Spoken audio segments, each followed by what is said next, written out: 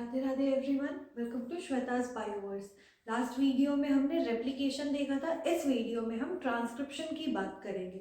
हम जब भी देखते हैं डीएनए रेप्लिकेट करता है तो एक डीएनए दो नए डीएनए की सिंथेसिस करता है, लेकिन जब हम ट्रांसक्रिप्शन की बात करेंगे तो हम देखेंगे कि हमारा सिंगल स्ट्रैंडेड एमआरएनए बनता है और वो भी डीएनए से। लेकिन उससे पहले हम सेंट्रल डॉग्मा के बारे में जानते हैं। सेंट्रल डॉग्मा क्या है? डीएनए से डीएनए का बनना, this is called replication. DNA से एमआरएनए यानी कि मैसेंजर आरएनए का बनना, this is called transcription, which is mediated in the presence of an enzyme named transcriptase. Then mRNA से हमारा प्रोटीन्स का फॉर्मेशन कहलाता है। ट्रांसलेशन, प्रोटीन्स हमारे अमाइनो एसिड्स के फॉर्म में बनते हैं। ठीक है, अब हम देखते हैं कि डीएनए जब हमारा रेप्लिकेट करता है तो एक डीएनए हमारा दो नए डीएनए की सिंथेसिस करता है। This is one DNA. After replication it forms two new DNA. लेकिन जब ट्रांसक्रिप्शन की बात आती है तो ट्रांसक्रिप्शन थोड़ा सा डिफर करता है। सपोज कीजिए आपकी बॉडी में ग्रोथ हार्मोन का सिक्रीशन हो रहा है। अब ग्रोथ हार्मोन को स्टॉप करना है, तो ग्रोथ हार्मोन को स्टॉप करने के लिए इनहिबिटरी हार्मोन चाहिए जो कि सोमैटोस्टैटिन है। तो जो भी हमारा डीएनए का पोर्शन सोमैटोस्टैटिन के लिए कोड करता है, सिर्फ वही हमारा ट्रांसक्राइब करेगा। और जैसे ही ये ट्रांसक्रिप्शन करेगा, ये फॉर्म करेगा एक मैसेंजर आरएनए को, और मैसेंजर आरएनए का हमारा लाइकवाइज क्या बनेगा?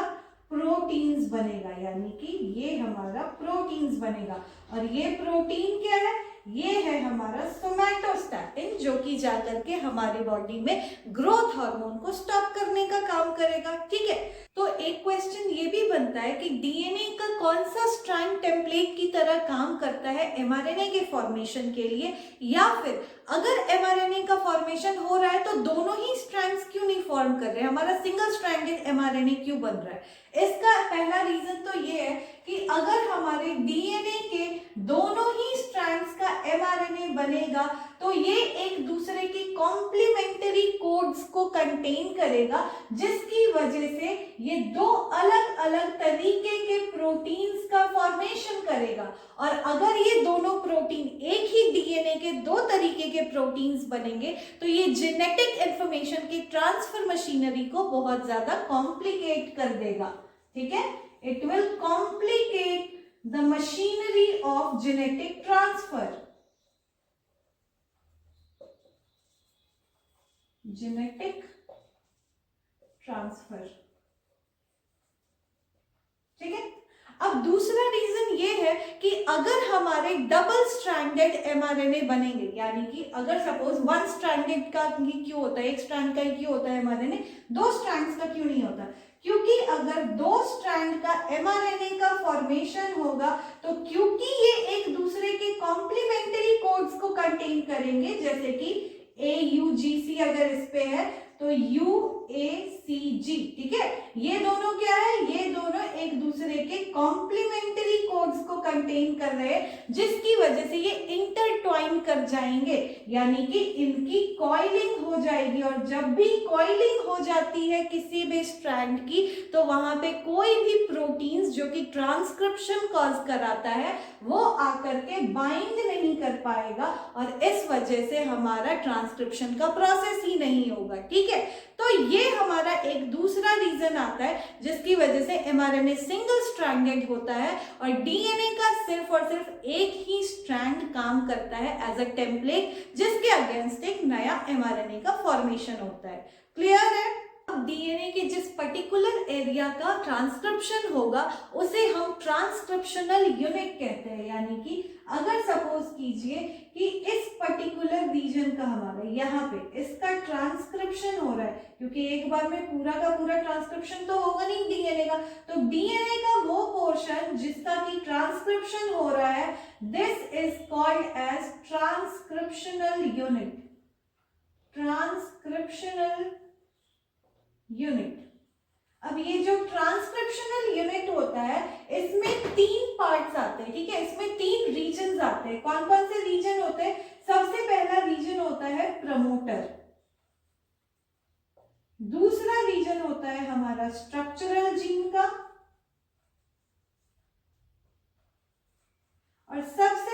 रीजन है लास्ट, जो कि है टर्मिनेटर। अब एक ट्रांसक्रिप्शनल यूनिट ड्रॉ कर लेते हैं।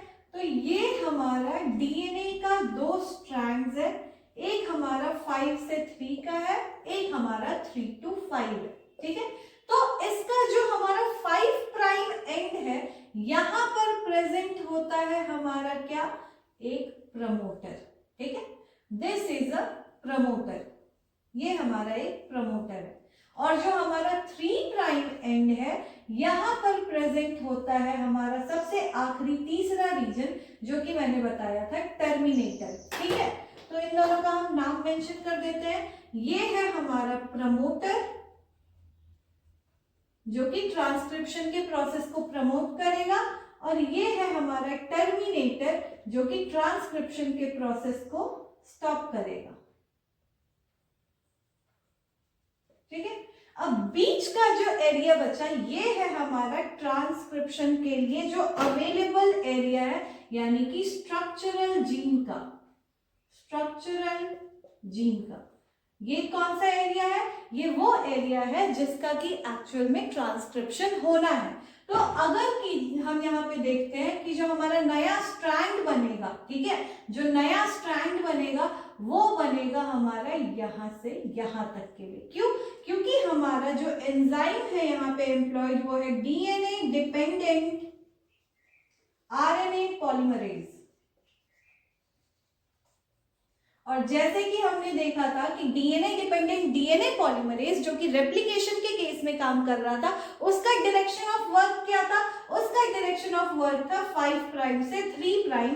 एंड सेम नेचर हमारे डीएनए डिपेंडेंट आरएनए पॉलीमरेज का है, क्योंकि ये आरएनए का सिंथेसिस कर रहा है, इसलिए आरएनए पॉलीमरेज है। इसका भी direction of work 5 prime to 3 prime है। तो ये अपने लिए स्ट्रैंड कौन सा चूज करेगा, क्योंकि ये 5 से 3 की तरफ काम करता है, तो ये चूज करेगा डीएनए का 3 से 5 वाले स्ट्रैंड को, और फिर ये करना शुरू करेगा क्या, ट्रांसक्रिप्शन, और हमारे एक नए स्ट्रैंड का फॉर्मेशन करेगा, ठीक है। तो डीएनए डिपेंडेंट आरएनए पॉलीमरेज आकर के हमारे प्रमोटर साइट पे बाइंड करेगा।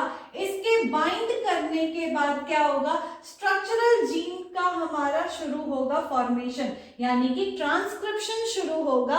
और ट्रांसक्रिप्शन शुरू होने के बाद यहाँ पे हमारा 5 प्राइम से 3 प्राइम के डायरेक्शन में एक नया एमआरएनए बनेगा।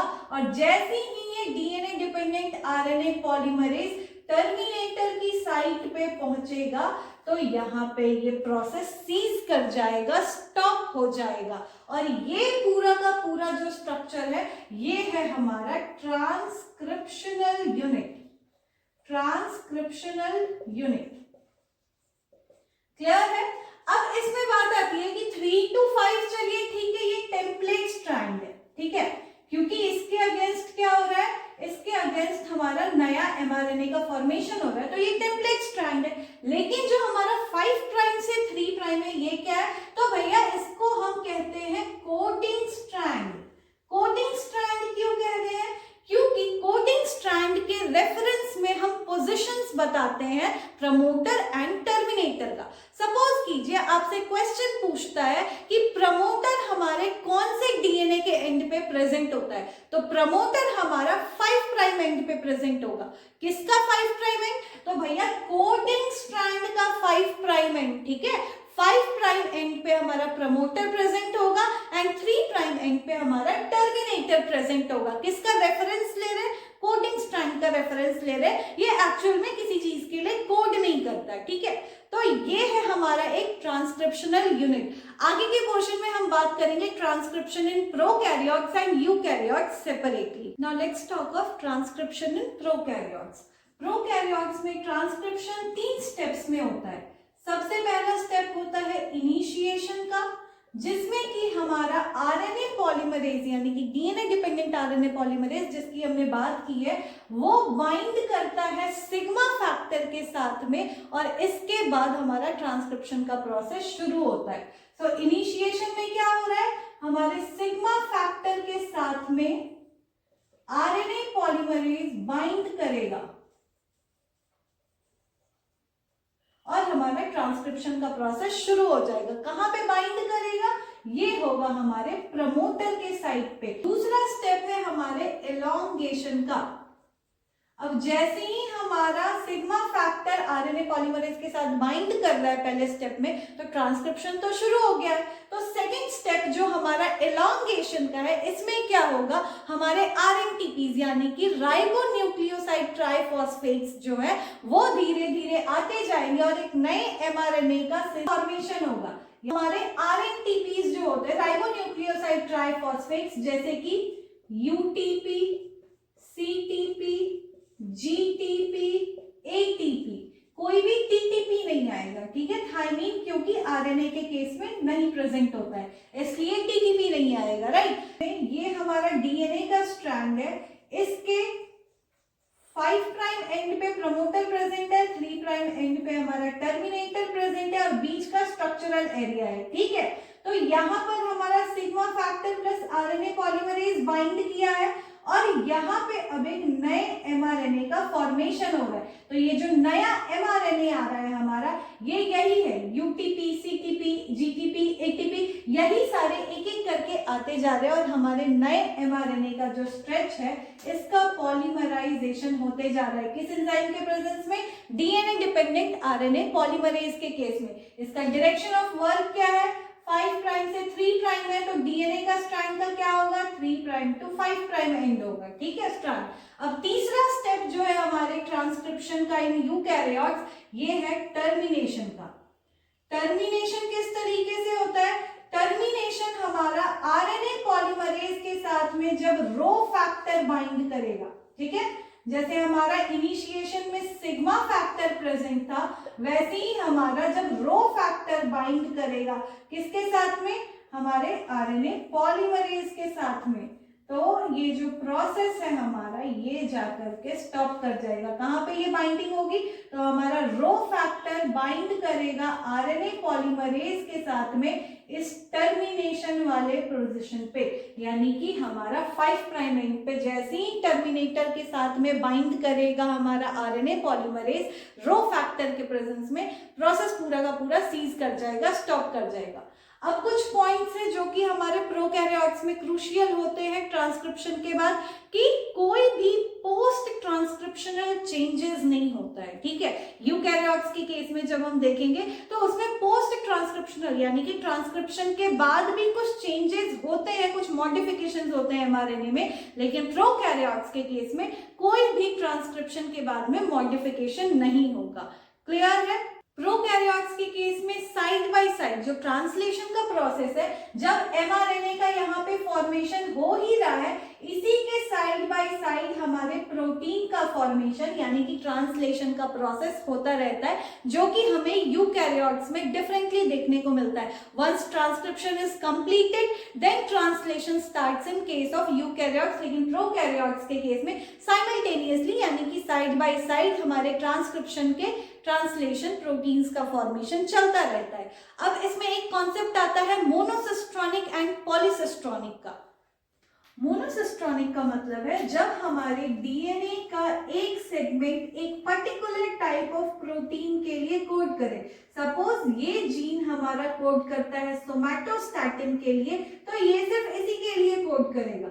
ये दूसरा जीन जो कि कोड करता है सपोज कीजिए एफएसएच के लिए, तो ये एफएसएच का ही प्रोटीन्स बनाएगा, ये किसी अदर प्रोटीन के लिए कंट्रीब्यूट नहीं करेगा। इसका मतलब है हर एक जीन, हर एक सेगमेंट अपना खुद का प्रोटीन बना रहा है अलग अलग सा। लेकिन जब हम पॉलीसिस्ट्रॉनिक में देखते हैं तो यहाँ पे डीएनए का मल्टीपल सेगमेंट्स जो है वो एक बार में ही मल्टीपल प्रोटीन्स को, सपोज ये 3 तरीके के हमारे अलग अलग प्रोटीन्स बनने के लिए ये जीन्स है, ठीक है, तो ये तीनों के तीनों जो हमारे सेगमेंट्स है ये एक ही साथ में सारा का सारा प्रोटीन बनाएंगे। इसमें अपना खुद का, मोनोसिस्ट्रॉनिक में अपना खुद का स्विच है। अगर हमें सोमैटोस्टैटिन का स्विच ऑन करना है तो हम सिर्फ उसी का करेंगे, लेकिन हमारा पॉलीसिस्ट्रॉनिक में क्या है कि एक ही स्विच स्विच है और अगर इस स्विच को आप ऑन करते हैं तो ये तीनों के तीनों जो हमारे हार्मोन्स है या तीनों के तीनों जीन्स जो है ये अपने अपने प्रोटीन्स को एक्सप्रेस करने लग जाएंगे, यानी कि एक ही बार में पूरा का पूरा डीएनए हमारा डिकोड हो जाए और पूरा का पूरा डीएनए का प्रोटीन्स बनने लग जाए तो वो पॉलीसिस्ट्रॉनिक है। और अगर हमारा एक बार में सिर्फ एक ही सेगमेंट ऑफ डीएनए का प्रोटीन बने, that means it is monocistronic. For example आप घर के लाइट बल्ब्स को ले सकते हैं। सीरीज में जो लाइट बल्ब्स कनेक्टेड होते हैं, ये हमारा सीरीज का लाइट बल्ब है सपोज, तो इसका एक ही स्विच होता है। इस एक स्विच को आप प्रेस कीजिएगा तो तीनों के तीनों लाइट बल्ब साथ में ऑन हो जाएंगे। लेकिन जब हम मोनोसिस्ट्रॉनिक की बात करते हैं तो it is a kind of parallel combination. इसमें सपोज आपके तीन स्विच जो है ये तीन अलग अलग बल्ब से कनेक्टेड है, ठीक है, और ये हमारा किसमें है, पैरेलल कॉम्बिनेशन में। तो हर एक बल्ब का अपना खुद का स्विच होगा, यानी कि फर्स्ट नंबर के बल्ब को ऑन करना है तो पहला स्विच, सेकंड नंबर के बल्ब को ऑन करना है तो दूसरा स्विच, और लाइकवाइज तीसरे का भी यही कंडीशन है। तो it is the case of monocistronic and polycistronic. तब तक के लिए please like, share and subscribe to Shweta's Bioverse. Thank you.